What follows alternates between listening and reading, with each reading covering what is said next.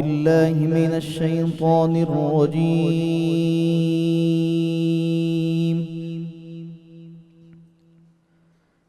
بسم الله الرحمن الرحيم.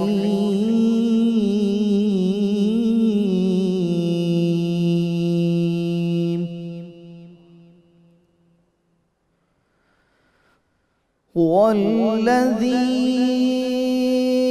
أرسل رسوله بالهدى ودين الحق ليظهره على الدين كله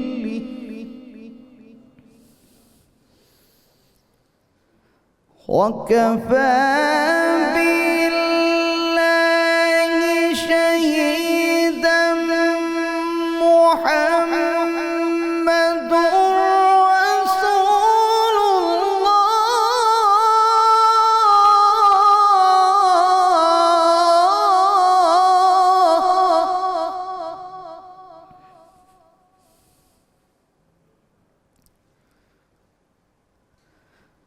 والذين معه أشداء على الكفار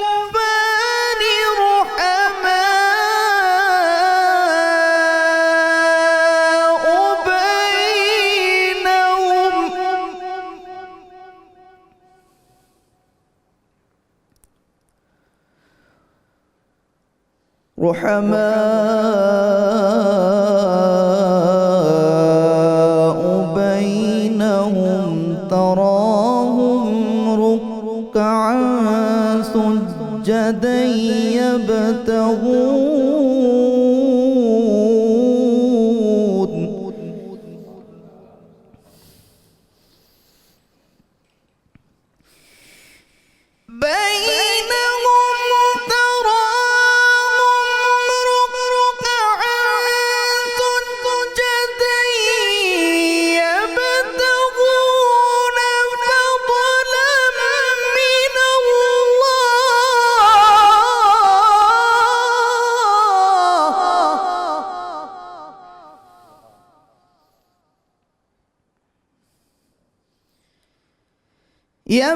يبتغون فضلا من الله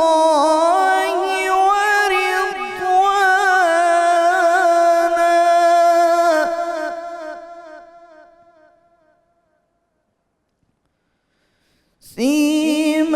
سيماهم في وجوههم من أثر السجود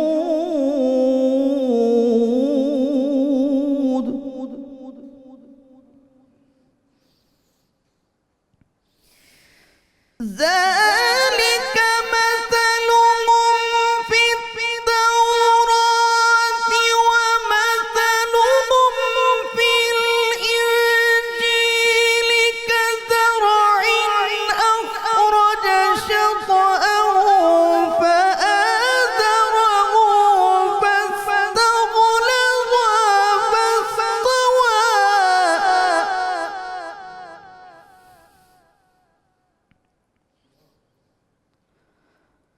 على سوقه يعجب الذرع ليغيظ بهم الكفار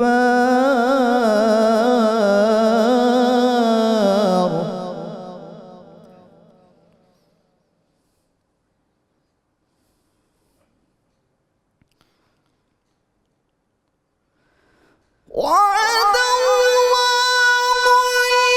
الذين آمنوا وعملوا الصالحات منهم مغفرة وأجرا عظيما صدق الله العظيم.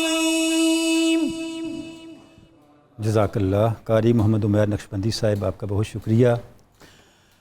السلام علیکم ناظرین کرام، 92 نیوز چینل کی رحمت رمضان سحری ٹرانسمیشن میں آپ کو خوش آمدید کہتے ہیں۔ آپ کا میزبان طاہر حمید تنولی آپ کی خدمت میں حاضر ہے۔ ناظرین کرام، آج کی نشریات میں، آج کے اس نشست میں ہماری گفتگو کا موضوع ہوگا صحابی رسول حضرت کعب بن مالک رضی اللہ تعالیٰ عنہ۔ ناظرین محترم، حضور اقدس صلی اللہ علیہ وآلہ وسلم کے صحابہ کرام میں سے ہر صحابی اس عظیم بے مثل اور عدیم النظیر شان کا حامل ہے جس کی کوئی نظیر کائنات انسانی میں پیش نہیں کی جا سکتی۔ صحابہ کرام ملت اسلامیہ کے لیے، قیامت تک آنے والے اہل ایمان کے لیے مینارہ نور ہیں، کردار کی مثالیں ہیں، زندگی کی عظمتوں کے نشان ہیں، جن سے روشنی لے کے وہ کامیابیوں کی طرف، دنیا اور آخرت کی کامرانیوں کی طرف بڑھ سکتے ہیں۔ ابھی ہم نے قرآن مجید کی جن آیات طیبات کی تلاوت سننے کی سعادت حاصل کی، کس انداز سے قرآن مجید ہمیں صحابہ کرام کے اس پہلو کی طرف اور ان کے جو کردار کی یہ جہت ہے اس طرف متوجہ کر رہا ہے۔ محمد رسول اللہ والذین معہ، محمد اللہ کے رسول ہیں، اور وہ ہستیاں، وہ صحابہ جو آپ کی معیت میں ہیں، یہ وہ ہستیاں ہیں جن کی مثال ایسے ہے کزرع اخرج شطأہ فآزرہ فاستغلظ فاستوی علی سوقہ یعجب الزراء۔ یہ وہ ہستیاں ہیں جن کی تربیت حضور رسالت مآب نے اس انداز سے کی ہے کہ وہ اس طرح پلے بڑے ہیں، اس طرح نشو و نما پا کے بلند تر ہوئے ہیں کہ وہ نشو و نما دینے والے اور تربیت کرنے والے کے لیے باعث مسرت ہیں، اور اللہ اور اس کے رسول کے دشمنوں کے لیے ان کا دل جلانے والے ہیں۔ گویا صحابہ کرام کا یہ وصف، ایک ایک صحابی کا یہ وصف جو قرآن مجید کی آیات طیبات، آیات مبارکہ ہمارے سامنے لا رہی ہیں، بیان کر رہی ہیں، ہمیں اس نقطے کی طرف متوجہ کرتی ہیں کہ جب ہم صحابہ کرام کی سیرت کو، ان کے اسوہ کو، ان کی شخصیات کو، ان کی اللہ اور اس کے رسول کے ساتھ وابستہ کمٹمنٹ کو سمجھنے کی کوشش کریں گے تو ہر صحابی کی شخصیت میں ہمارے لیے کوئی نیا روشنی کی کرن اور کوئی نیا رہنمائی کا چراغ ہمارے سامنے آئے گا۔ حضرت کعب بن مالک کی شخصیت کو ناظرین کرام جب ہم دیکھتے ہیں، بہت سے دیگر پہلوؤں کے علاوہ ایک بڑا بنیادی نقطہ جو ہمیں ملتا ہے اور جس کی ہمیں زندگی کے ہر مرحلے پہ ضرورت ہے، وہ یہ ہے انسان خطا کا پتلا ہے۔ غلطیاں ضرور ہو جاتی ہیں، لیکن جب غلطی سرزد ہو جائے تو اس کا ازالہ کیسے کرنا ہے۔ غزوہ تبوک کے موقع پہ جب حضرت کعب بن مالک اپنے دیگر ساتھیوں کے ساتھ شرکت نہ فرما سکے اور آپ سے تشریف لے آئے، بہت سے لوگ غزوہ تبوک میں شریک نہیں ہو سکے تھے، جتنے منافقین تھے جو نہیں جا سکے تھے، وہ جب حضور کی بارگاہ میں حاضر ہوئے تو طرح طرح کی معذرتیں کرنے لگے، طرح طرح کے عذر پیش کرنے لگے، لیکن جب حضرت کعب بن مالک گئے تو آپ نے کوئی عذر پیش نہیں کیا، صاف صاف عرض کی یا رسول اللہ میں حاضر نہیں ہو سکا، یہ مجھ سے کوتاہی ہوئی۔ اس کے بعد کیا ہوا؟ قرآن مجید یہ بتاتا ہے کہ ان کی کیفیت یہ ہو گئی کہ ان کو ایسے لگتا تھا کہ زمین ان پہ تنگ ہو گئی ہے، ان کو ایسے لگتا تھا ان کی جانیں ان کے لیے وبال بن گئی ہیں۔ اور اس کا نتیجہ کیا نکلا؟ اللہ رب العزت نے ان کی توبہ کی قبولیت کا مجدہ اس انداز سے عطا کیا کہ وہ قیامت تک کے لیے کلام اللہ کا حصہ بن گیا۔ کعب بن مالک کا اسوہ میں بتاتا ہے کہ توبہ کب قبول ہوتی ہے، توبہ اللہ کی بارگاہ میں آزادی کا پروانہ کب بنتی ہے؟ جب ہم ذات رسالت مآب کے سامنے اپنی امتی کی حیثیت میں شفاف ہوں اور حضوری کی کیفیت کو کبھی بھی اپنی ایمان کے حدود عربے سے نکلنے نہ دیں۔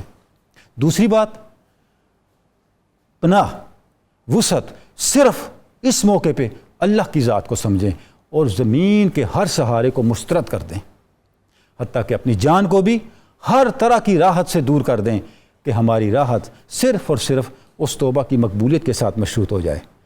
چاہے شاہ غسان کی طرح وقت کے حکمران بھی ہمیں پناہ دینے کے لیے تیار ہوں، لیکن ان کی طرف سے آنے والے پناہ کے پروانوں کو ہم کعب بن مالک کی طرح نظر آتش کر دیں۔ یہ وہ اسوہ ہے ناظرین کرام، یہ وہ بندگی کا پروٹوکول ہے، یہ وہ بندگی کا لائحہ عمل ہے، یہ وہ بندگی کا مینیفیسٹو ہے جو ہمیں کعب بن مالک کی شخصیت سے اور ان کی ہستی سے ہمیں مل رہا ہے۔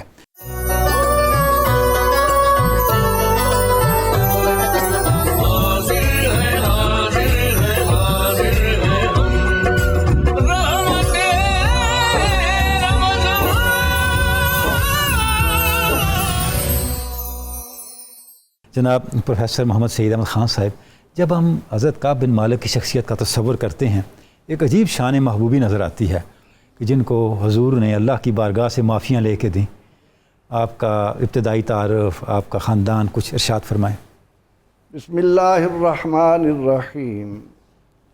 اللہم صلی علی محمد وعلی آل محمد وبارک وسلم. بہت شکریہ محترم ڈاکٹر تنولی صاحب، آپ نے ابتدائیہ میں بڑے خوبصورت انداز میں ایک پیغام امت تک پہنچایا کہ نبی اکرم رحمت عالم صلی اللہ علیہ وسلم کا ہر صحابی نجوم ہدایت کا ایک ایک باب اپنی ذات کے اندر لیے ہوئے. سبحان اللہ. جس صحابی رضی اللہ عنہ کی حیات طیبہ کا مطالعہ کرو گے، اس میں آقا علیہ الصلاۃ والتسلیم کی اداؤں میں سے کوئی ایک مخصوص ادا وہاں آپ کو چمکتی دمکتی روپیلی صورت میں نظر آئے. سبحان اللہ.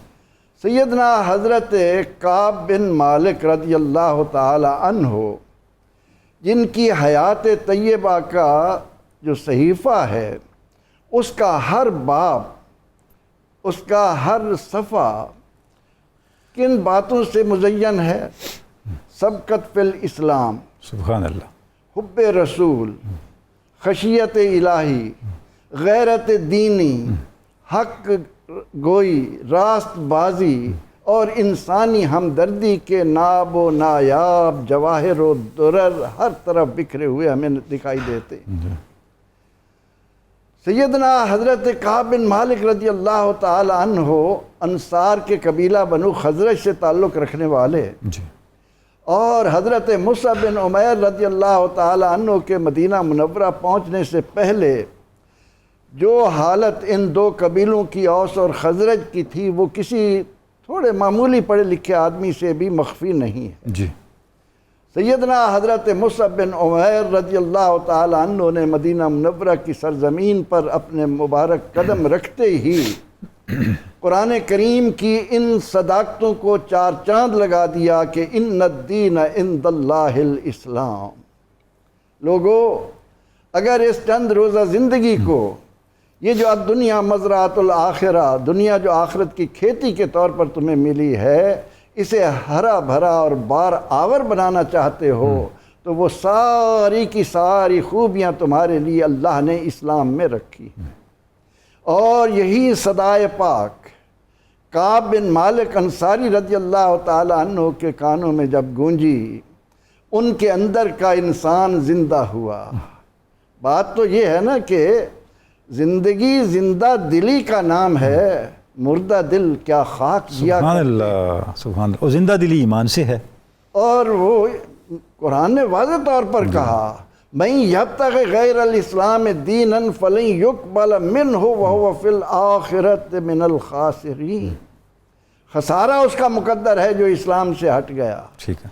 یہ صحابہ ہیں رضی اللہ تعالی عنہ جو اسلام کا پہلا چہرہ ہیں، اور قیامت تک آنے والے لوگوں کو اللہ نے قرآن پاک میں واضح طور پر فرما دیا، وَإِذَا قِيلَ لَهُمْ آمِنُوا كَمَا آمَنَ النَّاسِ. یہ ہیں الناس، سبقت فی الاسلام کرنے والے، السابقون الاولون کی لڑی میں پروئے جانے والے. ان لوگوں کو جب تک تم اپنے لیے مینار نور نہیں بناؤ گے، تمہیں خسارے کے سوا، گھاٹے کے سوا کچھ نہیں ملے گا. ٹھیک ہے. حضرت کعب بن مالک، جن کا سلسلہ نسب 14 سلسلوں سے جا کر خزرج کے ساتھ ملتا ہے، اور ان کی والدہ لیلہ بنت زید بن سالبہ وہ بھی اسی قبیلے کی ہیں. ان دونوں کے حضرت کعب بن مالک رضی اللہ تعالی عنہ کو جو شرف اور خوبی ملی، اور آپ نے اسلام میں سبقت کی، اور ان خوش نصیبوں میں شامل تھے جنہوں نے جا کر 70 یا 80 یا جتنے بھی لوگ تھے، انہوں نے حضور علیہ الصلوۃ والتسلیم کے ہاتھ پر بیعت کی، اور بیعت کرنے کے بعد انہوں نے ان اللہ اشتری من المؤمنین انفسہم و اموالہم بان لہم الجنہ، سبحان اللہ۔ اپنی جانیں اور اپنے مال جنت کے بدلے اللہ کو فروخت کر دیا۔ آپ بیعت عقبہ کی طرف اشارہ فرما رہے ہیں؟ جی ہاں، بیعت عقبہ میں شامل تھے جی شامل تھے۔ اور سیدنا حضرت ابی ابن کعب رضی اللہ تعالی عنہ کی وہ زندگی جو زمانہ جاہلیت میں گزری، اس پر تو ہمیں کوئی باتیں نہیں ملتی، لیکن اسلام کے دامن میں آنے کے بعد انہوں نے نبی اکرم رحمت عالم صلی اللہ تعالی علیہ وسلم کے جس ارشاد پاک کا اپنے آپ کو کامل نمونہ بنایا وہ ہے الصدق ینجی والکذب یہلک۔ سبحان اللہ، سبحان اللہ۔ جب آپ رسول رحمت صلی اللہ علیہ وسلم کا یہ فرمان ذی شان زبان پر لاتے ہیں جو کائنات میں یہ حقائق بکھیر رہا ہے، ان حقیقتوں سے آشنا کر رہا ہے کہ جس ملک نے ترقی کی راہوں پر جانا ہو، جس قوم نے اپنے آپ کو ایک مضبوط قوم کے طور پر اقوام عالم کا امام بنانا ہو، وہ اس بات کو سامنے رکھے کہ سرور دو جہاں صلی اللہ علیہ وسلم نے مدینہ منورہ کی ریاست کا امیر بننے سے پہلے کائنات کے اندر دو باتیں مشہور کر دیں کہ صادق ہے، امین ہے۔ سبحان اللہ۔ صداقت اور امانت وہ دو بنیادیں ہیں جو کعب بن مالک رضی اللہ تعالیٰ عنہ کی حیات طیبہ سے کشید کرتے ہوئے پوری امت مسلمہ کو یہ بات سامنے رکھنا چاہیے کہ ہماری ترقی کے سارے راز، کیونکہ فرمایا الصدق ینجی، سچائی یا سچ نجات لاتا ہے۔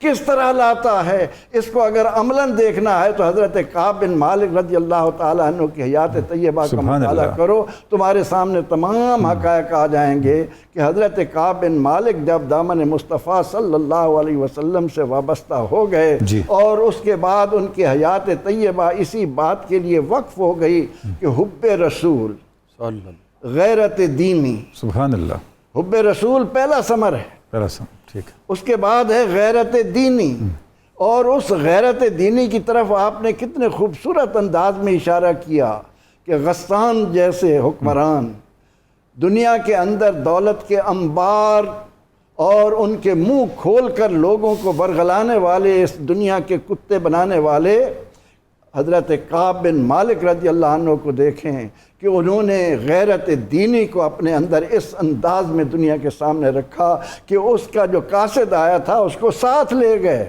اور اس سے کہا کیا بھیجا ہے؟ وہ لیا اور تندور پر پہنچ کر اس کے سامنے تندور میں ڈال کر فرمایا کہ بتا دینا کہ ایک غیرت مند صحابی رضی اللہ تعالیٰ عنہ جو غیرت دینی سے مرصع و مسجع ہے وہ اس کا جواب اس انداز میں دیتا ہے۔ تو سیدنا حضرت کعب بن مالک انصاری سلمی اپنی حیات طیبہ کو اس انداز میں دنیا کے سامنے لاتے ہیں کہ دامن مصطفیٰ سے جڑے بغیر ہمارے لیے نجات کا اور کوئی راستہ نہیں ہے۔ سبحان اللہ، سبحان اللہ۔ پروفیسر بڑی تفصیل سے آپ نے ارشاد فرمایا کہ کیا شان ہے آج کل کا جو ماحول ہے، اس کے اندر تو یہ جو کریکٹر ہے، یہ جو کردار حضرت کعب بن مالک کا ایک نمونہ کامل بن کے ہمارے سامنے آتا ہے کہ ہماری ترجیحات کیا ہونی چاہیے۔ دنیا کی کشش کتنے انتہا پہ پہنچی ہوئی ہے، ہیڈ آف دی اسٹیٹ کی طرف سے آفر ہے۔ یعنی یہ تو ہماری بد نصیبی ہے کہ ہم ایک نظریے کے طور پر ملک لینے میں کامیاب ہوئے۔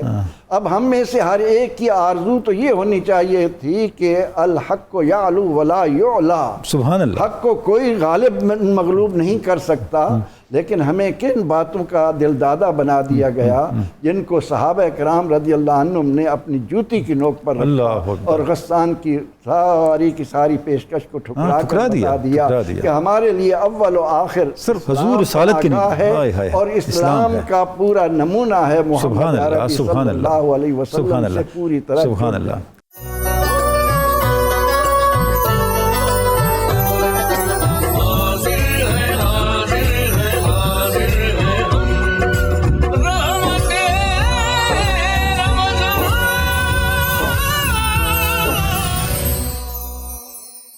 جو حضرت کعب بن مالک کی شخصیت پہ ہم بات کر رہے ہیں تو بچپن، ابتدائی زندگی کے بعد بڑا مرحلہ آتا ہے قبول اسلام۔ کچھ تو اشارہ پروفیسر صاحب نے فرما دیا، اور قبول اسلام کے بعد مدینہ طیبہ میں جب اسلامی ریاست بن رہی ہے، ظاہر ایک فارمیٹیو فیز، ابتدائی زمانہ ہے، تو ذمہ داریاں تقسیم ہو رہی ہیں، مواخات ایک بڑا مرحلہ ہے۔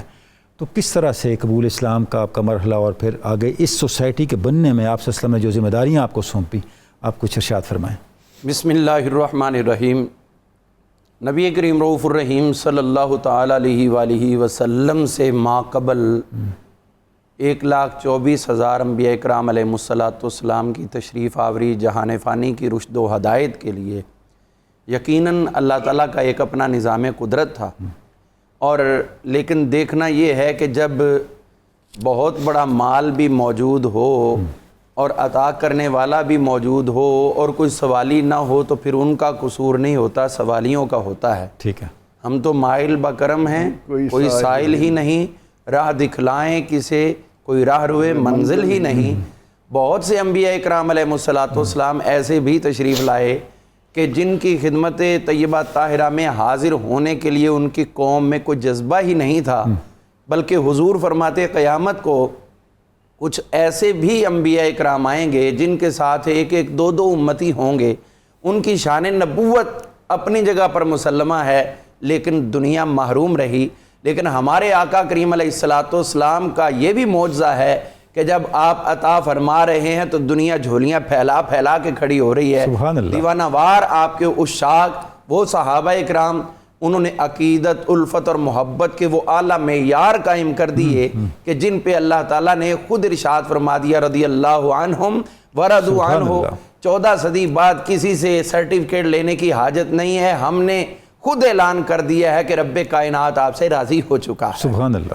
تو اب اس میں ہم دیکھتے ہیں ان خوش نصیب ہستیوں میں جن کو اللہ تعالیٰ نے فرمایا السابقون الاولون من المہاجرین والانصار، وہ جو ایک خوبصورت تاج جن کے سروں پہ سجا، مہاجرین میں سے جنہوں نے سبقت لی اور انصار میں سے جنہوں نے سبقت لی، ان میں ایک نام حضرت سیدنا کعب بن مالک رضی اللہ تعالیٰ عنہ کا انصار میں سے ہمارے سامنے ہے، اور یہ اسلام کی طرف مائل ہو گئے، قبول اسلام کا شرف حاصل کر چکے تھے حضرت سیدنا مصعب بن عمیر رضی اللہ تعالیٰ عنہ کی تبلیغ پر۔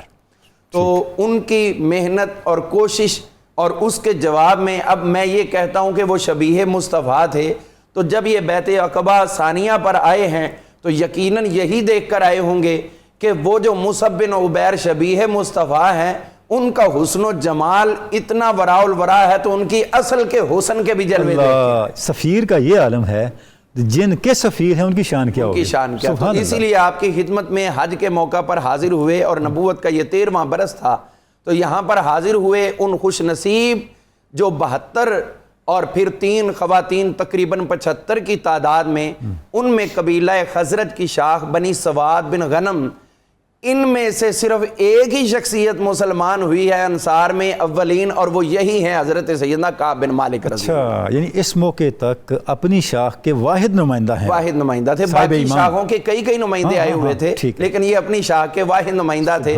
تو یہ بھی ان کو اعزاز حاصل رہا کہ ان کے بعد جتنے بھی مسلمان ہوئے ان کی سالاری اور سرداری انہی کو نصیب ہوئی ہے۔ اچھا علامہ برکاتی صاحب، یہ جو ابھی آپ نے اشارہ فرمایا، میرے خیال میں یہ بھی اسلام کا معجزہ ہے، کسی اور سوسائٹی میں تو ہمیں نہیں ملتا۔ کس قبیلے کی، کس شاخ کے، کس فرد نے کب کیا کیا، اسلام کا یہ دیکھیے، یہ معجزہ ہے، اس علم کا ایک حصہ ہے جو علم اللہ تعالیٰ نے صرف مسلمانوں کو دیا، مسلمانوں میں ہی ہے اور انشاءاللہ یہ مسلمانوں میں ہی رہے گا، اور وہ ہے علم اسماء الرجال۔ سبحان اللہ۔ کسی اور شخصیت کے حالات کسی کے گرد حالہ بنا کے رہنے والوں کے کبھی نہیں ملتے، اس شخصیت کے بھی نہیں ملتے جتنا میرے مصطفیٰ کی کرم نوازی۔ آپ کے حالات تو محفوظ تھے ہی، آپ کی برکت سے آپ کے صحابہ اکرام کے بھی حالات آج تک محفوظ ہیں، اور اس سے بڑھ کے بڑا کیا ہمارے لیے سبق ہوگا کہ جو اسلام سے پہلے کی ان کی زندگی ہے اس کے آثار نہیں ملتے، جب غلامی مصطفیٰ میں آگے تو ایک ایک لمحہ مل رہا ہے۔ سبحان اللہ، اندھیرے روشنی میں یہی تو فرق ہے۔ جی بالکل۔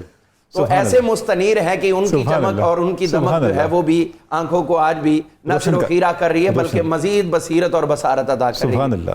یہاں بیعت عقبہ ثانیہ میں حضور صلی اللہ تعالیٰ علیہ وآلہ وسلم کی خدمت میں تجدید اسلام کرتے ہوئے آپ کی صحابیت کا اور بیعت کا جو شرف حاصل کیا، اس کے بعد چلے گئے مدینہ منورہ واپس۔ حضور صلی اللہ تعالیٰ علیہ وآلہ وسلم نے وعدہ فرما لیا مدینہ منورہ آنے کا، اور جب ہجرت فرما کر میرے آقا کریم علیہ السلام تشریف لے کر گئے تو وہاں جا کے اپنائیت پیدا کرنے کے لیے، غیریت کو ختم کرنے کے لیے ایک انتہائی اہم ترین اقدام کیا میرے آقا نے، وہ یہ تھا کہ انصار اور مہاجرین کو مواخات کے رشتے میں پروب کر آپ نے ہمیشہ کے لیے بھائی بھائی بنا دیا۔ سبحان اللہ۔ اور اس کے لیے خوبصورت بات وہ یہ ہے کہ ان کے مواخات، ان کے بھائی بنانے کے لیے حضور صلی اللہ تعالیٰ علیہ وآلہ وسلم نے حضرت طلحہ بن عبید اللہ کا انتخاب کیا، جن کا ایک تاج تو یہ تھا کہ آپ یقیناً عشرہ مبشرہ میں سے تھے، جن کو حضور صلی اللہ تعالیٰ علیہ وآلہ وسلم نے سب کے سامنے جو جنتی ہونے کی بشارت عطا کی، لیکن ان کا رشتہ ایک اور بھی ان کا سٹیٹس ہے، اور وہ میرے آقا کریم علیہ السلام کے ساتھ حضرت طلحہ کا یہ رشتہ ہے کہ حضور صلی اللہ تعالیٰ علیہ وآلہ وسلم کی 4 سالیوں کے یہ خامد۔ سبحان اللہ۔ حضرت طلحہ حضور صلی اللہ تعالیٰ علیہ وآلہ وسلم کی 4 ازواج مطہرات کی بہنوں کے یہ خامد ہوئے، تو اس سے بڑھ کے اور کیا درجہ ہوگا۔ حضرت ام المومنین عائشہ صدیقہ طیبہ طاہرہ سلام اللہ علیہا، آپ کی ہمشیرہ حضرت ام کلثوم ان کے نکاح میں آئی حضرت طلحہ کی۔ اس کے بعد ہم دیکھتے ہیں حضرت ام المومنین ام حبیبہ رضی اللہ تعالیٰ عنہ، ان کی ہمشیرہ محترمہ فاریہ بنت ابی سفیان، وہ بھی طلحہ کے نکاح میں آئی۔ ٹھیک ہے۔ اسی طرح ہم دیکھتے ہیں حضرت سیدہ زینب بنت جہش رضی اللہ عنہا، آپ کی ہمشیرہ محترمہ حمنہ بنت جہش بھی ان کے نکاح میں آئی۔ اور پھر اس کے بعد ہم دیکھتے ہیں حضرت ام المومنین ام سلمہ رضی اللہ تعالیٰ عنہ کی ہمشیرہ محترمہ حضرت رقیہ بھی ان کے نکاح میں آئی۔ یعنی خاندان رسول سے اتنی قربتیں ہیں، اتنا بڑا سٹیٹس رکھنے والے، اور ان کو بھائی بنا دیا ہے کس کا؟ حضرت کعب بن مالک۔ سبحان اللہ، سبحان اللہ۔ علامہ صاحب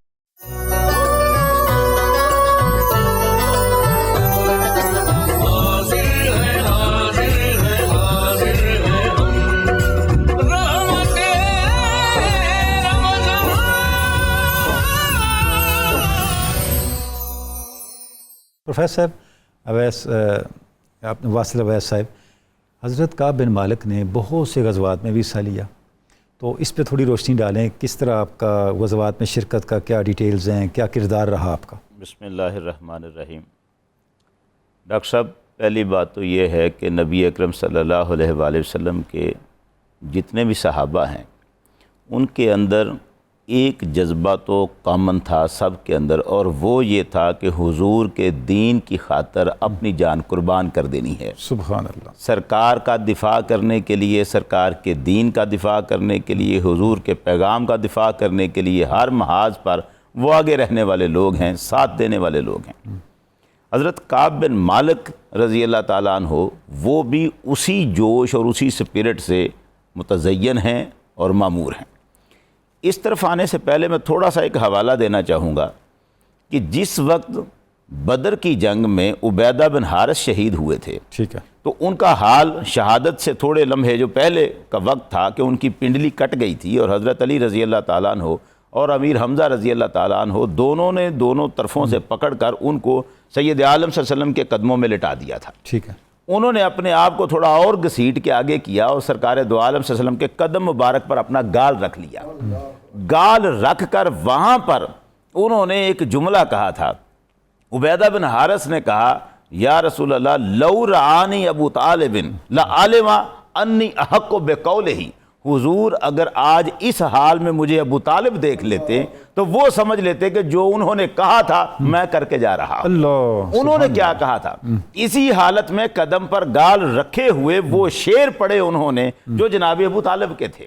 تذبتم و بیت اللہ نبذا محمدا ولما نطائن حولہ وننازل، وہ کہہ رہے ہیں کافروں کے ساتھ بات کرتے ہوئے جناب ابو طالب، اے کافرو، اللہ کے گھر کی قسم تم جھوٹے ہو، تمہارا یہ خیال ہے کہ ہم محمد کو تمہارے حوالے کر دیں گے؟ وَلَمَّا نُطَائِنُ حَوْلَهُ وَنُنَازِلِ، ابھی تو ہم نے حضور کے گرد اپنی جان بازیوں کے جوہر ہی نہیں دکھائے، ابھی تو ہم نے سرکار کے دفاع میں حضور کی حفاظت میں تیر و تلوار اور نیزے چلائے ہی نہیں ہیں۔ وَنُسْلِمُهُ حَتَّى نُسَرَّ حَوْلَهُ وَنَذْهَلُ عَنْ أَبْنَائِنَا وَالْحَلَائِلِ، ہم سرکار کا دفاع کریں گے اور ایسا دفاع کریں گے کہ ہمیں نہ اپنی بیویاں یاد آئیں گی نہ اپنے بیٹے یاد آئیں گے۔ تمہارا خیال ہے ہم حضور کو تمہارے حوالے کر دیں؟ ایسا نہیں ہوگا، جب تک ہمارے لاشیں کٹ کٹ کر حضور کے گرد گر نہیں جاتے تب تک تم تصور بھی نہ کرنا کہ محمد کو تمہارے حوالے کر دیں گے۔ یہ جو جملہ تھا वनुस्लिमुहु हत्ता नुसर्रा हौलहु। ये कह रहे थे उबैदा बिन हारिस, हुजूर अबू तालिब ने कहा था मैं करके जा रहा हूँ, क्या बात? आपके नाम की खातर कट रहा हूँ यहाँ पर। और फिर उन्होंने कहा था हुजूर क्या मैं शहीद हूँ, क्योंकि मैं वहाँ मैदान जंग में तो अभी मेरी वफात नहीं हुई, लगा है तीर तलवार लगी है लेकिन अभी तक जिंदा हूँ, क्या मैं शहीद हूँगा? तो हुजूर ने फरमाया था अशहदु अन्नका शहीदुन, मैं गवाह हूँ कि तू शहीद है। अब ये जो जज्बा था जिसका उन्होंने वहाँ मुजाहरा किया, ये जज्बा हुजूर के हर सहाबी में है। काब बिन मालिक रज़ी अल्लाह ताला अन्हु भी उसी जज्बे से मुतज़य्यन है।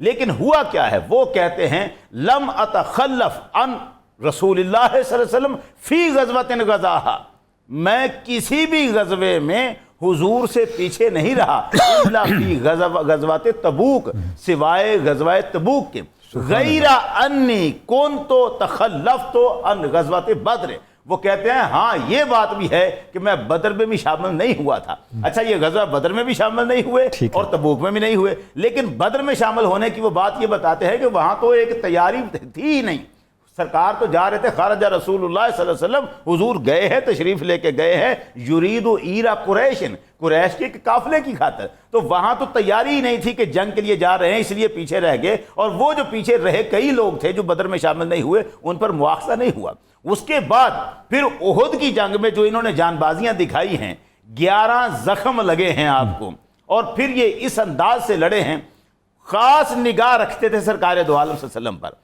एक वक्त में जब यह अफवाह फैल गई थी कि हुजूर सैयद आलम सल्लल्लाहु अलैहि वसल्लम शहीद हो गए हैं, उस वक्त यही थे काब बिन मालिक जिन्होंने पहचान कर बताया था लोगों वो हुजूर मौजूद हैं यहाँ पर, और सरकार ने खुद फरमाया था खामोश रहो, इसलिए कि वहाँ उस वक्त ये काफिर निशाना ना बना ले, जंगी तकाजा था, हालत ऐसी थी। तो सरकार दो आलम सल्लल्लाहु अलैहि वसल्लम ने इनको चुप कराया, हर गजबे में शामिल रहे।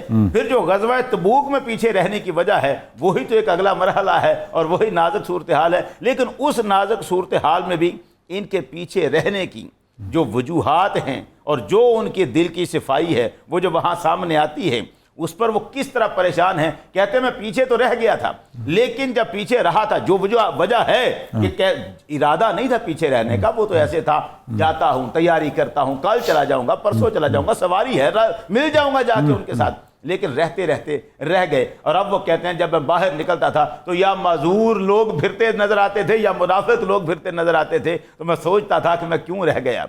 लेकिन वो था मामला उनका था, उस पर फिर उन्होंने आगे बात की, वरना वो हर गजबे में शामिल होने वाले और अपनी जानसारियों का सबूत देने वाले। सुभान अल्लाह, सुभान अल्लाह। ये जो आपने अशार सुना है हज़रत उबैदा बिन हारिस के, बिलाशुबा ये हज़रत अबू तालिब के जो उन्होंने अशार पढ़े, ये हम देखते हैं कि वो उन्होंने अपना तो माफ़ी ज़मीर बयान किया ही, उन्होंने हर सहाबी की नुमाइंदगी की, का माफ़ी ज़मीर बयान किया, हर सहाबी की नुमाइंदगी की। वही हर सहाबी जो हैं, जब तक न कट मरूं मैं ख्वाजा बता की इज्जत पर, खुदा शाहिद है कामिल मेरा ईमान हो नहीं सकता। वो यही जज्बा है हर सहाबी के अंदर है। बिल्कुल सुभान अल्लाह, सुभान अल्लाह। और अच्छा प्रोफेसर साहब, अगर हम आप तीनों अहले इल्म माशाअल्लाह उलमा ने जो गुफ्तगू की है, इस गुफ्तगू को देखते हुए ये चीज़ ज़हन में आ रही है कि अगर हम सहाबा कराम का जो कैरेक्टर है सिर्फ कुरान मजीद से ही ले लें तो कितने मुगालते ख़त्म हो जाएं, ख़त्म हो जाते हैं, और कितनी क्लैरिटी हो जाए, और उनके जो इतने हिमालयाई हस्तियां हैं, उनका इतना शफाफ, इतना अजीम किरदार है जिसके ऊपर कुरान मजीद कह रहा है कि इस खेती को लगाने वाला फ़ख्र कर रहा है, बिल्कुल, और दुश्मन देख के जल रहा है। अच्छा, अब क्लासिफिकेशन भी हो गई ना कि सहाबाए कराम के किरदार को देख के जो खुशी महसूस करेगा वो कहाँ खड़ा है, और जो तंगी महसूस करेगा वो कहाँ खड़ा है। सुभान अल्लाह।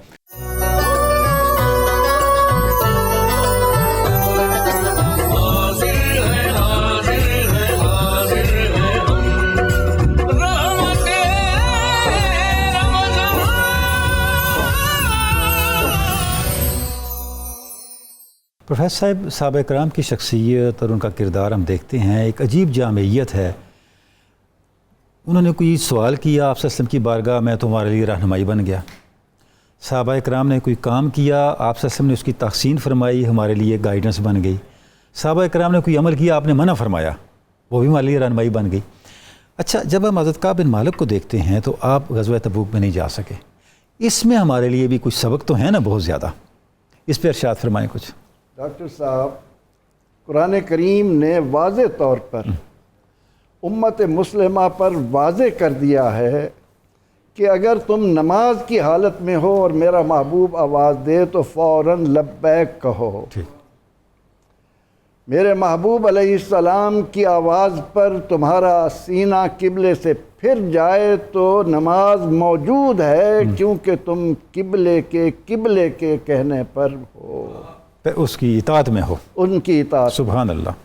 اب غزوہ تبوک کے موقع پر جب رسول رحمت صلی اللہ علیہ وسلم یہ فرمائیں کہ کوئی باقی نہ رہے، جی، غزوہ اسرت ہے، سخت گرمی ہے، مشکل فصل حالات پک کر تیار ہو رہی ہے، انتہائی گرمی کے عالم میں آپ فرماتے ہیں کہ معذور بھی نہ رہیں۔ پھر قرآن کیا کہتا ہے؟ قرآن نے صرف یہ نہیں کہا کہ اطیعوا اللہ و اطیعوا الرسول، قرآن نے ڈاکٹر صاحب فیصلہ دیا ہے کہ من یطع الرسول فقد اطاع اللہ، اللہ کا وہ ہے جو قد جاءکم برہان من ربکم کے کہنے پر چل رہا ہے، ان کا حقیقی معنوں میں غلام ہے۔ اب کعب بن مالک کہتے ہیں کہ اتنے لوگ گئے کہ اگر رجسٹر لائے جائیں تو ان میں ان کے نام لکھے نہیں جا سکتے، لیکن میری ایک سستی ہوئی، میرے پاس 2 اونٹ تھے، میں نے عرض بھی کیا تھا یا رسول اللہ میرے پاس 2 سواریاں موجود ہیں، لیکن محض سستی کی بنا پر جب حضرت کعب بن مالک اس غزوے میں نہ جا سکے تو پروردگار عالمین نے اس موقع پر قیامت تک آنے والے اہل ایمان کو، مسلمان کہلانے والوں کو کیا درس دیا کہ اطاعت رسول ہی در حقیقت اللہ کی اطاعت ہے۔ وہ کیا ہے؟ دن لہو میں کھونا تجھے، شب رات بھر سونا تجھے، شرم نبی خوف خدا یہ بھی نہیں وہ بھی نہیں۔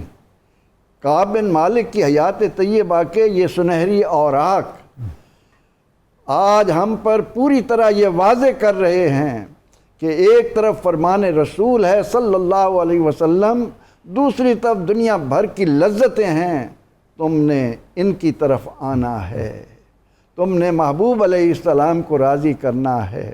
اب جب نبی اکرم رحمت عالم صلی اللہ علیہ وسلم 50 دن گزارنے کے بعد، یا بعض نے کم بھی لکھے، واپس آئے تو جو منافقین رہ گئے تھے 80 کے قریب ان کی تعداد بتائی گئی ہے، ایک ایک آیا یا تعذرون، عذر پیش کرتے گئے، آقا قبول فرماتے گئے، لیکن 3 صحابہ جنہوں نے نبی اکرم رحمت عالم صلی اللہ علیہ وسلم کے اس ارشاد کو کہ صدق جو ہے نجات لاتا ہے، سچائی کا انجام کامیابی ہی کامیابی ہے، صاف کہہ دیا یا رسول اللہ کوئی عذر نہیں ہے، سبحان اللہ، سبحان اللہ، سستی کی وجہ سے رہ گیا۔ کیا بات ہے۔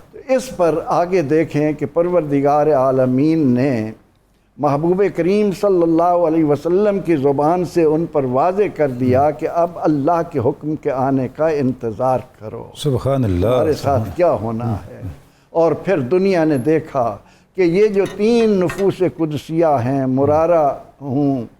مرارہ بن ربی ہوں یا ہلال بن امیہ ہوں، حضرت کعب بن مالک ہوں، قرآن نے کیا کہا جب رسول اللہ نے صحابہ کو روک دیا، ان سے میل جول ختم، ان کے سلام کا جواب نہیں، تو قرآن کہتا ہے کہ وَعَلَى الثَّلَاثَةِ الَّذِينَ خُلِّفُوا حَتَّى إِذَا ضَاقَتْ عَلَيْهِمُ الْأَرْضُ بِمَا رَحُبَتْ۔ سبحان اللہ۔ یہ 3 وہ نفوس قدسیہ ہیں جن سے رسول اللہ صلی اللہ علیہ وسلم کا حکم ماننے میں تساہل ہوا ہے، اور قرآن کہتا ہے کہ جب اللہ کے نبی علیہ السلام نے ان سے رخ انور پھیرا تو پھر زمین اپنی وسعتوں کے باوجود ان پر تنگ ہو گئی، سبحان اللہ، ان کا جینا دوبھر ہو گیا۔ تفاصیل بہت زیادہ ہیں، اس میں سے ایک نمونے کے طور پر عرض کرتا ہوں کہ حضرت کعب بن مالک کہتے ہیں میں صلا وادی میں پہنچا، وہاں میرے چچا زاد بھائی حضرت ابو قتادہ موجود تھے، میں نے انہیں سلام کیا، انہوں نے جواب نہیں دیا۔ کیا بات ہے۔ میں نے پکار کر کہا کہ وہ میرے چچا کے بیٹے، تم جانتے ہو کہ مجھے آقا علیہ السلام سے کس قدر محبت ہے، کوئی جواب نہیں ملا۔ کہا ابو قتادہ میں تمہیں قسم دے کر کہتا ہوں، میں تمہیں قسم دیتا ہوں میں سچا ہوں، میں نے سچ کہا ہے۔ کوئی جواب نہیں ملا۔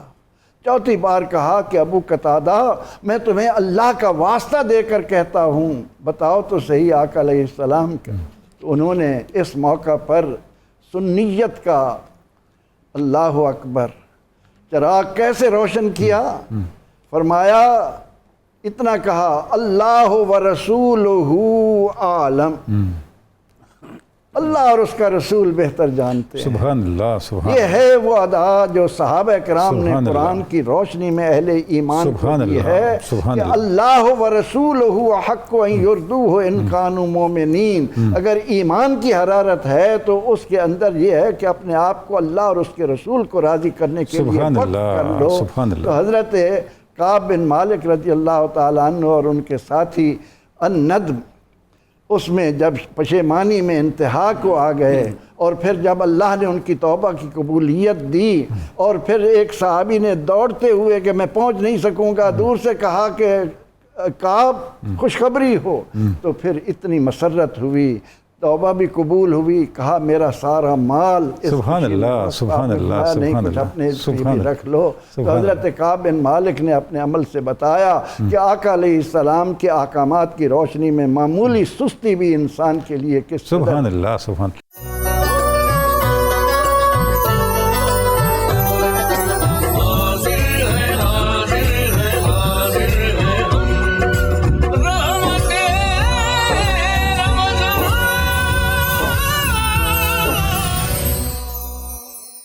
علامہ صاحب جیسے ابھی پروفیسر نے تفصیل بتائی، تو بہت سے ایسے بھی لوگ تھے جنہوں نے حضرت کعب بن مالک کو کہا کہ آپ کوئی بہانہ ہی کر لیتے، ہزاروں لوگ آ کے بہانے کر رہے تھے۔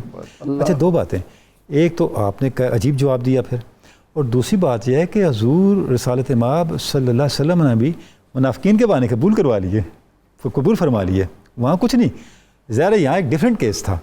تو یہ جو توبہ کا پروسیس ہے، تو یہاں حضرت کعب بن مالک کی شخصیت سے ہمیں کیا پتہ چلتا ہے کہ کیا ڈسپلن ہے توبہ کا؟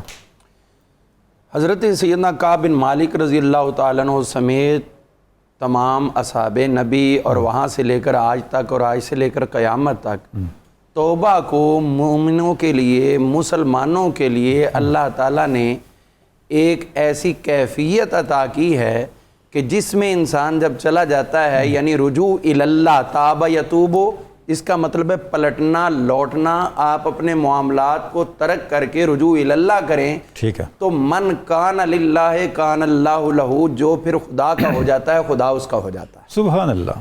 حضرت کعب بن مالک رضی اللہ تعالیٰ عنہ، آپ نے جب یہ توبہ کا مرحلہ آیا، 80 منافقین نے بات کہی تو حضور صلی اللہ تعالیٰ علیہ وآلہ وسلم نے ان کی بات کو قبول کیا، انہوں نے مختلف عذر کر دیے، بہانے کر دیے، آپ نے فرمایا ٹھیک ہے جاؤ، بلکہ ان کے لیے خیر کے کلمات بھی بول دیے، لیکن اصل اس کے پیچھے مقصود کیا تھا کہ ان المنافقین فی الدرک الاسفل من النار، جہنم کے نچلے گڑھے میں جانا ہے، وہاں سے جانے سے ہم بھی تمہیں نہیں روکیں گے، کیا بات ہے، اس لیے کہ تمہارے دلوں میں عداوت مصطفیٰ ہے، اور حضور کے سامنے جرت، سامنے جرت، اور جانتے ہیں کہ وہ نبی ہیں، اور نبی کا معنی ہی غیب کی خبریں دینے والا ہوتا ہے، لیکن اس کے باوجود حضور صلی اللہ تعالیٰ علیہ وآلہ وسلم کی ذات کے سامنے اتنی بڑی جسارت کر رہے ہیں، اور آقا اس بات پر خاموش ہے کہ پہلے ہی تمہارے گناہ ہیں اور بڑھتے چلے جائیں۔ آج کسی عدالت کے سامنے کوئی جا کے غلط بیان دے دے تو عدالت توہین عدالت کے زمرے میں اس کے اوپر فوری طور پر اقدام کرتی ہے، تو یہ تو کائنات ارضی میں رب کے حبیب کے سامنے جھوٹ بولنا تھا، اور وہ کیسے غافل ہو گئے کہ اللہ تعالیٰ حضور صلی اللہ تعالیٰ علیہ وآلہ وسلم کے سٹیٹس کو نعوذ باللہ گرنے دے گا، یعنی جو بھی آئے وہ باتیں کر کے حضور کو اپنی مرضی پہ لگا لے، ایسا ممکن نہیں ہے، لیکن یہ ان کی کج فہمی تھی، اور انہی میں دیکھا گیا۔ تو حضرت کعب بن مالک رضی اللہ عنہ پہلے سوچتے رہے کہ واپسی کی اطلاع مل رہی، میں یہ بھی کہوں گا، وہ بھی کہوں گا، یہ بھی کہوں گا، وہ بھی، لیکن جب آقا آئے تو پھر صاف بات عرض کر دی، حضور اور کچھ بھی نہیں تھا، صرف میری سستی تھی، سستی کی وجہ سے شامل نہیں ہوا، صاف عرض کر دیا۔ اب حضور صلی اللہ تعالیٰ علیہ وآلہ وسلم نے فوری طور پر ان کے اوپر کوئی سختی نہیں کی، فرمایا چلو ٹھیک ہے جاؤ۔ اب وہ چلے گئے، جو اللہ کا حکم ہوگا وہ پورا کیا جائے گا۔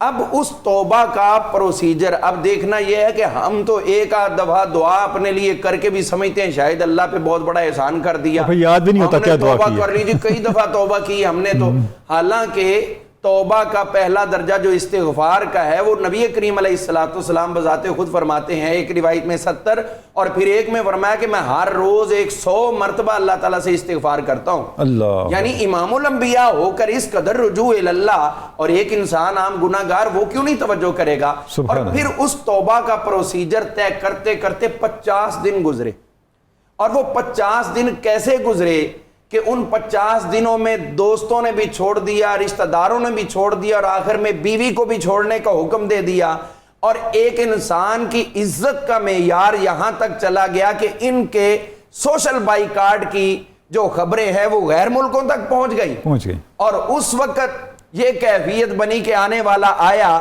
غسان کا نمائندہ, بنو غسان کا, اس نے شاہ غسان کی طرف سے لیٹر پیش کر دیا کہ تمہیں ہمارے بادشاہ نے کہا کہ چھوڑو ان کو, آؤ ہم تمہاری عزت کریں گے, احترام کریں گے. سوچا آج مجھ پہ یہ بھی وقت آ گیا, میں حضور صلی اللہ تعالی علیہ وسلم, یہ تو سوچنے والی بات تھی کہ میں نے حضور صلی اللہ علیہ وسلم سے تھوڑی سی اس حوالے سے دوری اختیار کی, اور اس کی اتنی بڑی سزا کہ غیر میری قیمتیں لگانے لگ گئے, اور حضور سے پکا مستقل چھڑوانے کے لیے اقدامات کر رہے ہیں. تو یہاں پہ غیرت تھی آپ کی کہ میں جو مرضی ہو جائے کٹ سکتا ہوں, مر سکتا ہوں, عزت داؤ پہ لگا سکتا ہوں, لیکن دامن مصطفیٰ کو نہیں چھوڑ سکتا.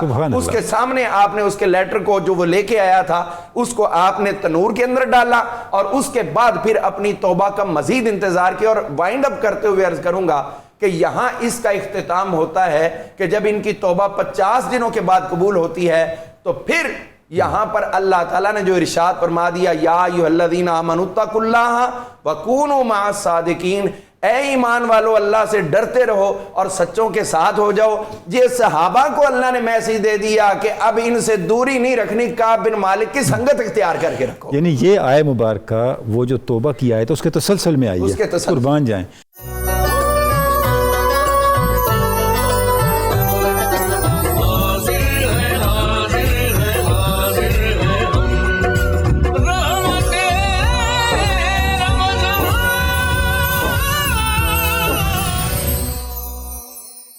پروفیسر صاحب, پتہ یہ چلا کہ توبہ صرف رجوع اللہ کا نام نہیں ہے, رجوع اللہ, رجوع الرسول کا نام ہے. صحیح, یعنی حضور کے ساتھ بھی ہماری ایسی شفافیت ہو. میں اپنی طرف سے ایڈ کروں گا, وہ ابھی اللہ و رسول عالم کے لفظ آئے ہیں. جی جی, تو الحمدللہ مجھے اعزاز حاصل ہے کہ میں نے اسی ٹاپک پہ پوری ایک کتاب لکھی ہوئی ہے مارکیٹ میں. عامر, ماشاء اللہ, نام بتا دیں. اس کا نام ہی اللہ و رسول عالم. ماشاء اللہ, کیا بات ہے. ناظرین کے لیے یہ آپ کی طرف سے آج ہدیہ اور تحفہ ہو گیا یہ انفارمیشن. تو پروفیسر صاحب یہی سبب تھا کہ ان کے اندر جو غیرت دینی پیدا ہوئی کہ حضور کی بارگاہ کے ساتھ تعلق اور حضور کے سامنے امتی ہونے کی حضوری, اس پہ روشنی ڈالیے گا. ڈاکٹر صاحب بات یہ ہے, اخلاص نام ہی اس چیز کا ہے کہ محبوب کی طرف سے خواہ کتنی بھی تکلیف آ جائے بندہ اسی کے در کا ہو رہے. سبحان اللہ, سبحان اللہ. خدا کی طرف سے بھی اگر کوئی ہمیں مشکل آتی ہے, مصیبت آتی ہے, سر پھر بھی اس کی بارگاہ میں جھکتا رہے. یہ تو ایک اصول بھی ہے کہ اگر مصیبت بندے کو خدا کی بارگاہ کی طرف لائے تو سمجھا جائے کہ یہ مصیبت ایک آزمائش ہے, لیکن اگر مصیبت بندے کو خدا کی بارگاہ سے دور لے جائے تو اس کا مطلب ہوگا یہ آزمائش نہیں, سزا ہے. یہ ایک طریقہ ہے آزمانے کا, اس کا بھی اخلاص ہے. جو لوگ تکلیف ملنے کے باوجود محبوب کے دامن سے جڑے رہتے ہیں, اپنے اخلاص کا بھی مظاہرہ کرتے ہیں, غیرت دینی کا بھی مظاہرہ کرتے ہیں. میں اس مسئلے کو دیکھیں آپ کہ اس نے غسان کے بادشاہ نے جو پیغام بھیجا ہے اس میں لفظ اس نے کیسے ٹیکنیکل استعمال کیے, یعنی آپ کے دل کے اوپر چوٹ لگانے والا, ایک حملہ کرنے والا. اس نے کہا کہ مجھے یہ خبر ملی ہے کہ تمہارے صاحب نے تمہارے ساتھ زیادتی کی, تمہارا کوئی غریب گھرانے سے, ذلیل گھرانے سے تعلق نہیں ہے تمہارا. یہ لفظ دے رہا, لم یجعلک اللہ بدار حوان, تمہارا تعلق کسی ذلیل گھرانے کے ساتھ نہیں ہے, نہ ہی تم ایسے ہو کہ تمہیں ایسے ہی رسوا کر دیا جائے, ضائع کر دیا جائے. فالحق بنا, آؤ ہمارے پاس, نواسقا, ہم تمہیں عزتیں دیں گے. وہ عزتیں بھی دے رہا ہے, اس کا لالچ بھی دے رہا ہے, تم ایسے نہیں ہو. لیکن ان کو پتا ہے کہ آج محبوب ناراض ہیں، مگر میں نے تو یہ در چھوڑ کے کہیں نہیں جانا، میں تو اسی در پہ پڑا رہوں گا۔ وہ شخص یاد کریں جس کا ہاتھ مولا علی نے کٹوایا تھا، اور جب ہاتھ کٹوایا تھا اور اس کے اوپر پٹیاں سی جیسے وہ باندھتے تھے اس وقت وہ باندھ کے جا رہا تھا اپنا ہاتھ کٹوا کے، ہاتھ تو پیچھے رہ گیا، کٹا ہوا بازو لے کے جب وہ بندہ وہاں سے نکلا ہے بارگاہ مولا علی سے، تو رستے میں اس سے سلمان فارسی اور ابن القوا نے پوچھا یہ ہاتھ تمہارا کیسے کٹا، کس نے کاٹا؟ تو اس نے کہا تھا یعصوب المؤمنین ختن الرسول امیر المومنین نے میرا یہ ہاتھ کاٹا ہے۔ انہوں نے کہا تیرا ہاتھ انہوں نے کاٹا ہے تو ان کے مناقب پڑھ رہا ہے کہ تیرا ہاتھ مسلمانوں کے سردار نے امیر المومنین نے کاٹا ہے، انہوں نے تیرا ہاتھ کاٹ دیا۔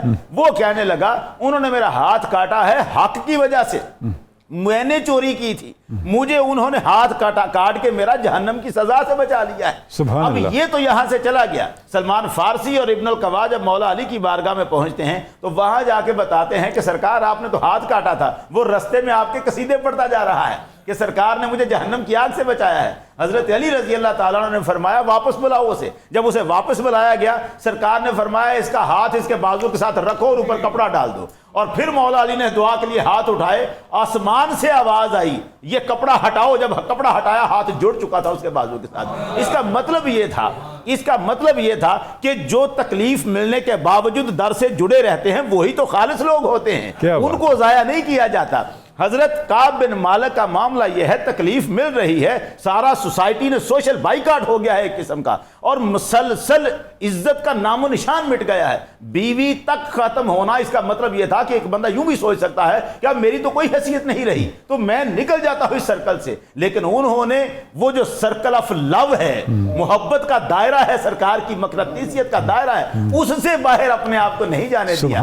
وہ ایمان کا جذبہ جسے سرکار نے فرمایا تھا 3 چیزیں اگر کسی میں ہوں گی تو وہ حلاوت ایمان کو پالے گا۔ ایک اس میں سے یہ تھی کہ اللہ اور رسول سب سے بڑھ کر اسے محبوب ہوں۔ دوسری بات اس کے میں یہ تھی کہ وہ جس سے بھی محبت کرے اللہ کی خاطر محبت کرے، اور تیسری شرط یہ ہے کہ وہ ایمان کے بعد کفر کی طرف لوٹنا ایسا ہی برا خیال کرے جیسا آگ میں کود جانے کو برا خیال کرتا ہے۔ جب یہ چیزیں ہوتی ہیں تو یہی تو کعب بن مالک میں تھا۔ اب ایمان ہے، مصطفیٰ کی غلامی کا شرف ہے، اب ناراضگی ہے، عارضی ناراضگی ہے، سرکار پھر سے بلا لیں گے۔ یہی تو مسئلہ ہے کہ ان حالات میں بھی جب جاتے تھے نا مسجد میں تو نماز کی نیت کر کے باندھتے تھے۔ وہ فرماتے ہیں حضور بیٹھے ہوتے تھے، میں حالت نماز میں اسارقہ نظرا، اپنی نظر کی چوری کیا کرتا تھا۔ کیسے کہ پڑھ تو نماز رہا تھا لیکن بار بار حضور کی طرف دیکھتا تھا کہ سرکار میری طرف دیکھ رہے ہیں کہ نہیں۔ تو میں یہ دیکھتا تھا کہ فائزہ اقبل تو علی صلاتی، جب میں اپنی نماز میں متوجہ ہوتا تھا اقبل الیہ تو حضور مجھے دیکھ رہے ہوتے تھے۔ جب میں آنکھ اٹھا کے حضور کو دیکھتا تھا تو سرکار چہرہ پھیر لیتے تھے۔ اب یہاں سے اندازہ لگا رہے تھے کہ حضور جو میری طرف دیکھ لیتے ہیں اس کا مطلب ہے مجھے چھوڑا ہوا نہیں ہے، سبحان اللہ، تعلق تو رکھا ہوا ہے سرکار۔ یہی ایک جذبہ تھا جس نے ان کو قائم رکھا کہ یہ دین میرا ہے، ایمان میرا ہے، ناراضگی آج سرکار کی ہے، رحمت عالمین ہے، بخش دیں گے، معاف کر دیں گے۔ اسی وجہ سے اور یہی ایمانی جذبہ ہم سب کے اندر ہونا چاہیے۔ سبحان اللہ۔ ناظرین کرام، آپ سن رہے ہیں حضرت کعب بن مالک کا تذکرہ، اور حضرت کعب بن مالک کی شخصیت کا یہ پہلو کہ توبہ توبہ تب بنتی ہے جب اس کی بنیاد نسبت رسالت کے استحکام پر ہو۔ ہم ایک مختصر بریک لیں گے، بریک کے بعد پھر ملتے ہیں، اور یہ نور کا تذکرہ، ہدایت کا تذکرہ جاری ہے۔ بریک کے بعد ملاقات ہوتی ہے۔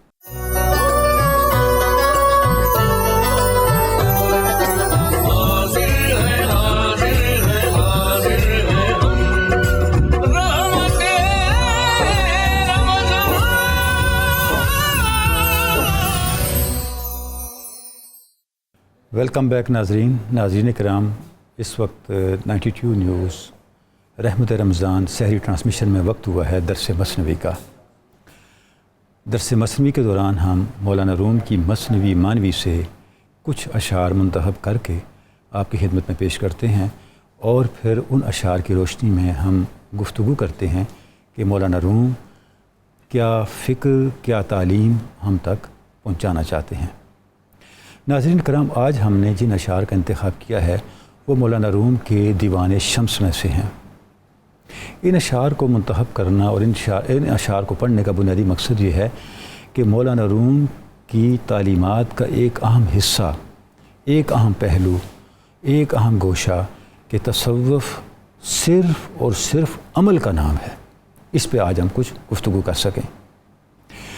ناظرین کرام، مولانا روم کی خصوصیت جو انہیں بقیہ شعراء سے، مفکرین سے اور اہل روحانیت سے ممتاز کرتی ہے، جب میں اہل روحانیت کا لفظ استعمال کر رہا ہوں تو ہر مذہب و ملت کا صاحب روحانیت اس سے مراد ہے، صرف اسلام کا نہیں، کیونکہ اسلام کے اہل روحانیت تو اسی فکر کے اور اسی منہج اور اسی طریقہ کار کے پیروکار ہیں، چل رہے ہیں، جس کی بات مولانا روم کر رہے ہیں۔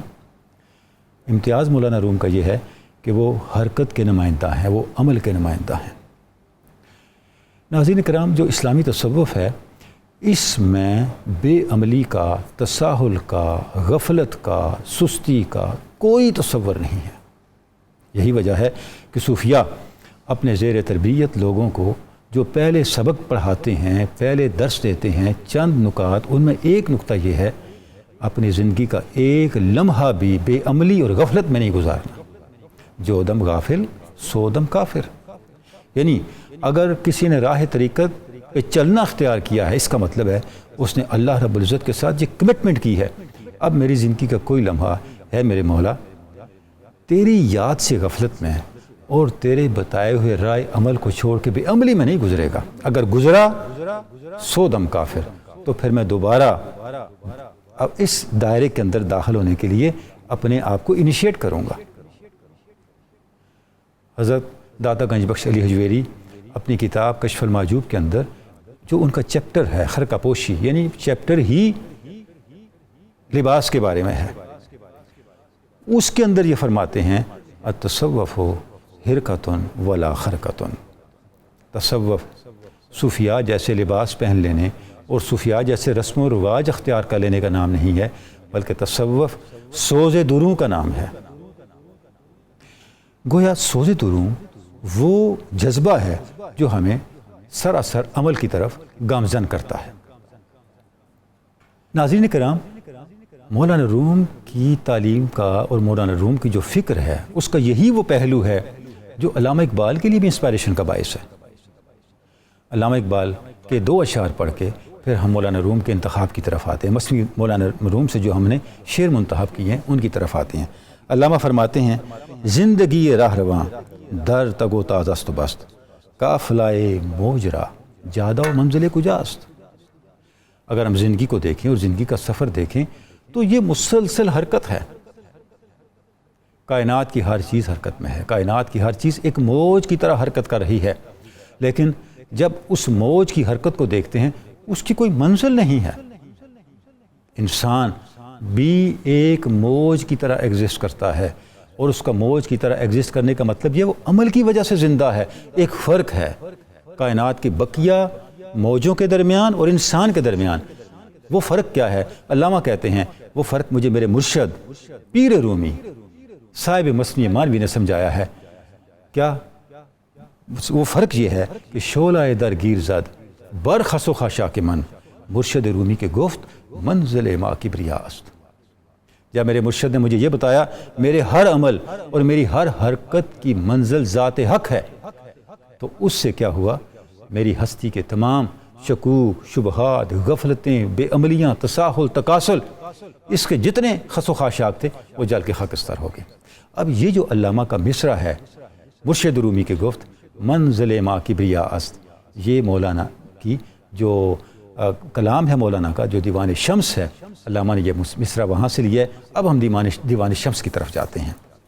ناظرین کرام، مولانا فرماتے ہیں خود ز فلک برتریم و ز ملک فزوں تریم زی دو چرا نہ گزریم منزل ما کبریا است۔ ہم فلک سے بھی بلند تر ہیں، ہم ملک اور فرشتوں سے بھی آگے کی ہیں، آگے کی منزلیں رکھنے والے ہیں، تو پھر ہمیں دونوں سے آگے کیوں نہ گزر جائیں؟ ہم فلک سے بھی آگے کیوں نہ نکل جائیں اور ملک سے بھی آگے کیوں نہ نکل جائیں؟ کیونکہ ہماری منزل نہ فلک ہے نہ فرشتے اور ملک ہیں، ہماری منزل تو کبریا ہے، ہماری منزل تو ذات حق ہے۔ اچھا، اب مولانا صرف اس منزل کا تعین نہیں فرماتے، اس منزل تک پہنچنے کا راستہ بھی بتاتے ہیں۔ کیسے؟ مولانا فرماتے ہیں گوہر پاک از کجا عالم خاک از کجا ہر چے فرو آمدیت بار کنی نیچے جاست. ہمیں گوہر پاک بنا کے ایک پاکیزہ گوہر دے کے بھیجا گیا ہے. ہماری منزل یہ عالم خاک نہیں ہے, یہ مادی دنیا نہیں ہے. ہم یہاں آئے ہیں کسی تیاری کے لیے. مولانا کہتے ہیں کمر ہمت باندھو, عزم سفر کرو اور منزل کی طرف چل پڑو. بخت جواں یار ماں, دادن جاں کار ماں, قافلہ سالار ماں, فخر جہاں مصطفیٰ است. فرماتے ہیں کہ جب میں اس راستے پہ چل پڑا, اب میرا مقدر بھی میرا ساتھ دے گا, کیونکہ میں نے اپنی جان کو اپنی ہتھیلی پہ رکھ لیا ہے. دادن جاں کار ماں, اور ہمارے رہنما کون ہیں؟ کائناتوں کے فخر, عالمین کے فخر, مصطفیٰ حضور اقدس صلی اللہ علیہ وآلہ وسلم.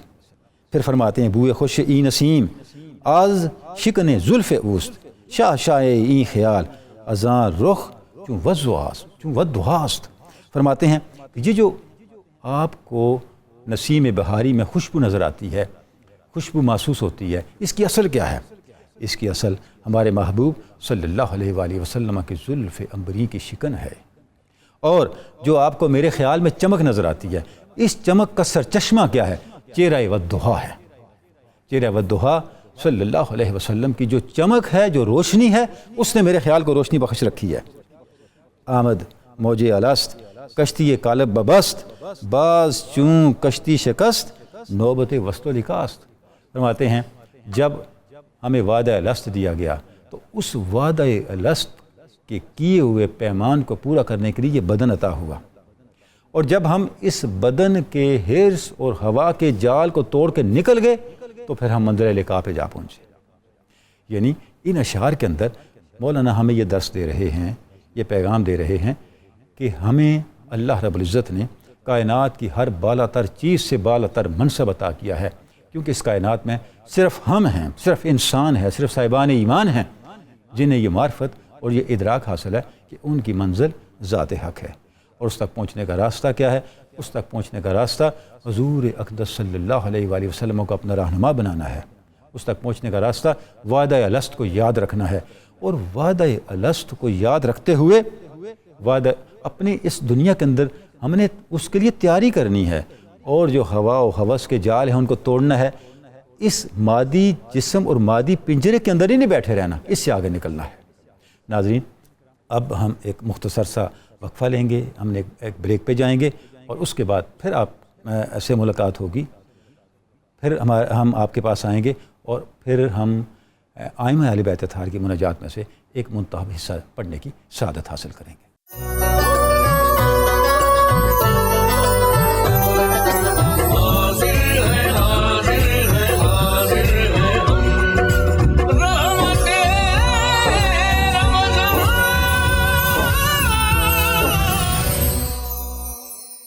ویلکم بیک ناظرین کرام. 92 نیوز کی رحمت رمضان سحری ٹرانسمیشن میں آپ کو بار دیگر خوش آمدید کہتے ہیں, اور اب وقت ہے ائمہ اہل بیت اطہار کی مناجات میں سے ایک منتخب حصہ پڑھنے کی سعادت حاصل کرنے کا. سید الساجدین امام زین العابدین کی ایک مناجات ہم پڑھنے کی سعادت حاصل کرتے ہیں. بسم اللہ الرحمن الرحیم. مولایا مولایا انت المولا وانا العبد. ہے میرے مولا, ہے میرے آقا, تو مولا ہے اور میں بندہ اور غلام ہوں. وَهَلْ يَرْحَمُ الْعَبْدَ إِلَّا الْمَوْلَى. ہے میرے آقا, ہے میرے مولا, تجھ کے علاوہ, تیرے علاوہ, آقا کے علاوہ بندے پر کسی نے رحم کرنا ہے؟ کون ہے رحم کرنے والا؟ مولایا انت العزیز و انا الذلیل. ہے میرے آقا, ہے میرے مولا, تو عزتوں والا ہے اور میں تیرے سامنے کم تر اور ذلیل. وَهَلْ يَرْحَمُ الذَّلِيلَ إِلَّا الْعَزِيزُ. ہے میرے مولا, عزتوں کے طالب پر کوئی رحم کر سکتا ہے اس کے علاوہ جو عزیز مطلق ہے؟ مولایا انت الخالق و انا المخلوق. ہے میرے آقا, ہے میرے مولا, تو پیدا کرنے والا ہے, تو خالق ہے اور میں مخلوق ہوں. وَهَلْ يَرْحَمُ الْمَخْلُوقَ إِلَّا الْخَالِقُ. کیا خالق کے علاوہ مخلوق پہ کوئی رحم کرنے والا ہے جس کا دروازہ کھٹکھٹایا جائے؟ مولایا انت المعطی و انا السائل. ہے میرے اللہ, ہے میرے آقا, تو عطا کرنے والا ہے اور میں سوال کرنے والا ہوں. وَهَلْ یرحم السائل الا المعطی، اے میرے اللہ کیا تجھ جیسی ہستی کے عطا کرنے والے کے علاوہ کوئی سوال کرنے پہ رحم کرنے والا ہے؟ مولا یا انت المغیث و انا المستغیث، اے اللہ، اے میرے آقا تو مدد کرنے والا ہے اور میں مدد طلب کرنے والا ہوں، فریاد کرنے والا ہوں۔ وَهَلْ يَرْحَمُ الْمُسْتَغِيثَ إِلَّا الْمُغِيثُ، اے اللہ تجھ جیسے فریاد رس کے علاوہ کوئی ہے جو فریادی کی فریاد سنے؟ مولا یا انت الباقی وانا الفانی وَهَلْ يَرْحَمُ الْفَانِيَ إِلَّا الْبَاقِي، اے اللہ تو باقی رہنے والا ہے اور میں فنا ہونے والا ہوں، کیا تجھ جیسی باقی ہستی کے علاوہ فانی ہو جانے والے، فنا ہو جانے والے پر کوئی رحم کرنے والا ہے؟ مولا یا انت الدائم وانا الزائل، اے اللہ تو ہمیشہ رہے گا اور میں مٹ جانے والا ہوں، زائل ہو جانے والا ہوں۔ وَهَلْ يَرْحَمُ الزَّائِلَ إِلَّا الدَّائِمُ، کیا دائم کے علاوہ، ابدی اور ہمیشہ رہنے والی ہستی کے علاوہ کوئی ہے جو مٹ جانے والے اور زائل ہو جانے والے پہ رحم کرے؟ مولا یا انت الحی وانا المیت، تو زندہ ہے، تو حی ہے اور میں مردہ ہوں۔ وَهَلْ يَرْحَمُ الْمَيِّتَ إِلَّا الْحَيِّ، کیا تجھ جیسی حی زندہ جاوید ہستی کے علاوہ کوئی ہے جو مجھ جیسے میت پر رحم کرے؟ مولا یا انت القوی وانا الضعیف، وَهَلْ يَرْحَمُ الضعیف إِلَّا القوی، اے اللہ، اے میرے مولا تو طاقتوں والا ہے، تو قوت والا ہے، تو قوی ہے اور میں کمزور ہوں، ضعیف ہوں، کیا تجھ قوی کے علاوہ کوئی ہے جو مجھ ضعیف پر رحم کرے؟ مولا یا انت الغنی وانا الفقیر، اے مولا تو غنی ہے اور میں فقیر ہوں۔ وَهَلْ يَرْحَمُ الْفَقِيرَ إِلَّا الْغَنِي، کیا کوئی ہے تجھ غنی کے علاوہ جو فقیر پہ رحم کرے؟ مولا یا انت الکبیر وانا الصغیر، وَهَلْ يَرْحَمُ الصَّغِيرَ إِلَّا الْكَبِيرَ، اے اللہ تو کبیر و اکبر شانوں والا ہے اور میں حقیر اور صغیر ہوں، کوئی ہے تجھ کبیر کے علاوہ، تجھ اکبر شان والے کے علاوہ جو مجھ جیسے حقیر پہ رحم کرے؟ مولا یا انت المالک وانا المملوک، وَهَلْ يَرْحَمُ الْمَمْلُوكَ إِلَّا الْمَالِكَ، اے اللہ تو مالک ہے اور میں غلام، ہے کوئی جو تجھ مالک کے علاوہ مجھ جیسے غلام پہ رحم کرے؟ یا من یملک حوائج السائلین، ہے وہ ہستی پاک، ہے وہ ذات پاک جو سوال کرنے والوں کی حاجتوں کا مالک ہے۔ وَيَعْلَمُ ضَمِيرَ الصَّامِتِينَ، اور ان کے چھپے ہوئے راز بھی جانتا ہے، جن کی تمنائیں ان کی لبوں پر اور زبان پر نہیں آئیں وہ خاموش بیٹھے ہیں۔ لِكُلِّ مَسْأَلَةٍ مِّنْكَ سَمْعٌ حَاضِرٌ، ہے اللہ جو بھی سوال کرنے والا ہے تیری پاکیزہ اور قدرت والی سماعت ان کا سوال سننے کے لیے موجود ہے۔ وَجَوَابٌ عَتِيدٌ، اور تیری بارگاہ سے ان کے لیے جواب تیار ہے۔ اللہم وَمَوَاعِیدُکَ الصَّادِقَةُ، اے اللہ تیرے وعدے سچے ہیں۔ وَأَیَادِیکَ الْفَاضِلَةُ، تیری نعمتیں بہت عمدہ ہیں۔ وَرَحْمَتُکَ الْوَاسِعَةُ، اور تیری رحمت بہت وسیع ہے۔ فَأَسْأَلُکَ أَن تُصَلِّی عَلی مُحَمَّدٍ وَآلِهِ وَصَحْبِهِ وَسَلَّمَ، اے اللہ میں تیری بارگاہ میں سوال کرتا ہوں تو درود و سلام بھیج، اپنی رحمتیں اور برکتیں بھیج ہمارے آقا حضرت محمد صلی اللہ علیہ وآلہ وسلم پر، آپ کی آل پر، آپ کے اصحاب پر۔ وَأَن تَقْضِیَ حَوَائِجِی، اور میری حاجتیں پوری فرما، لِلدُّنْیَا وَالْآخِرَةِ، چاہے وہ حاجتیں دنیا سے متعلق ہیں یا آخرت سے متعلق ہیں۔ اِنَّکَ عَلیٰ کُلِّ شَیْءٍ قدیر، بے شک تو ہر چیز پہ قادر ہے۔ ناظرین کرام، یہ جو مناجات ابھی ہم نے پڑھنے کی سعادت حاصل کی ہے، اس مناجات کے اندر آپ دیکھیں کہ کیا انداز ہے اللہ رب العزت کی بارگاہ میں دست سوال بلند کرنے کا جو حضرت امام زین العابدین سید الساجدین نے اختیار فرمایا ہے۔ یعنی بندہ اللہ کے سامنے کیا حیثیت رکھتا ہے، اور جہاں جہاں بندہ اپنی ذات میں، اپنی ہستی میں کوئی کمی، کوتاہی، کمزوری محسوس کرتا ہے تو اس کا تدارک اس بندے کے لیے کیا ہے، وہ کس طرح اس کا تدارک کرے اور اللہ رب العزت کی بارگاہ کی طرف متوجہ ہو۔ یہ اسلوب ہمیں مایوسیوں سے نکال کے طاقت، قوت، امید اور مدعا تک پہنچنے کی استعداد دیتا ہے۔ ناظرین کرام، یہ جو اسلوب حضرت امام زین العابدین نے اختیار کیا ہے، اس اسلوب کی حیثیت اور اس اسلوب کی جو تاثیر ہے وہ ہمیں ناظرین کرام بعد کے صوفیاء میں بھی نظر آتی ہے، اور جو بعد کے صوفیاء ہیں ان کے اندر بھی یہ جو دعا ہے حضرت امام زین العابدین کی، اس دعا کا اسلوب، اس دعا کا انداز رواں دواں نظر آتا ہے۔ ناظرین کرام، یہ جو برکات ہیں اور یہ جو انداز ہے حضرت امام زین العابدین کا، ایک خاص احساس بندگی ہمارے اندر پیدا کرتا ہے، جو انجام کار ہمیں اللہ کی بارگاہ کے تعلق کی طاقت سے ایک یقین اور ایک استغنا کی کیفیت دیتا ہے۔ بارگاہ رب العزت میں دعا ہے کہ یہ برکات، یہ کیفیات اور یہ احساسات ہمارے ظاہر و باطن کا حصہ بنے، اور ہم حقیقی معنوں میں اللہ کی جو بندگی کا فخر ہے، اللہ کی بندگی کا جو منصب ہے، اس کے حامل بن کے اس کارگاہ حیات میں آگے بڑھیں اور اپنی زندگی کو آگے گزاریں۔